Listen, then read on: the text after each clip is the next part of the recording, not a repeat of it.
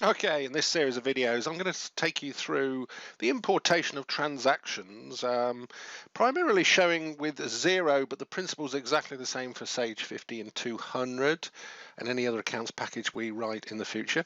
The software can be completely downloaded and tested with any demo company that comes with those accounts packages.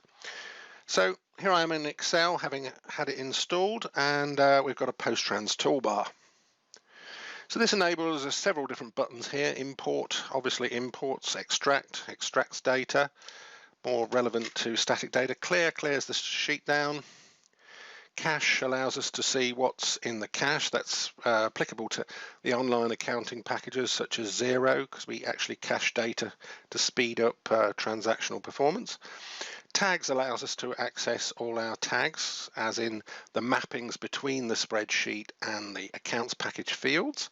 Setup allows us to access some settings, examples, and support allows us to browse quite a lot of information online and basically contact support if need be.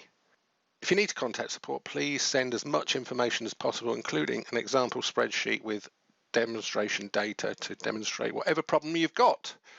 Thank you very much. Let's speed it up, because the first thing we'll ask is, can you supply that information?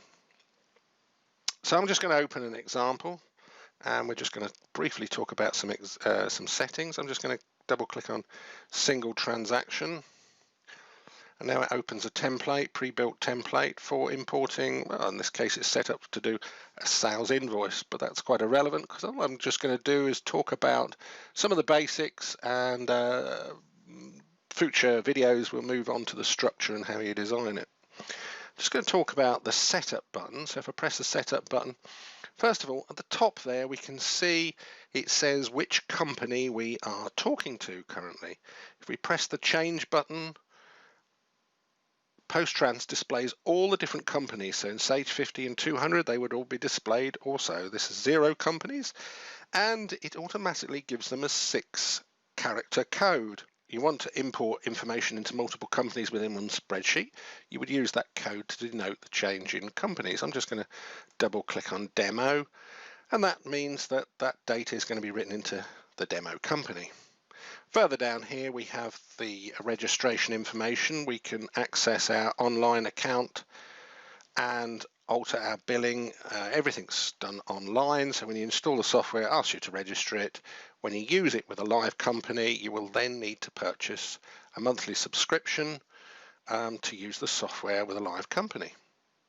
Now, it's worthwhile noting that a majority of those settings are actually stored in each individual sheet, and some of the more generic settings are stored actually within the workbook. So basically, all the settings are stored in each template. So if you had multiple computers in the office or whatever, or you moved computer, when you open the template, you would be opening it with the same settings that you saved with the template itself.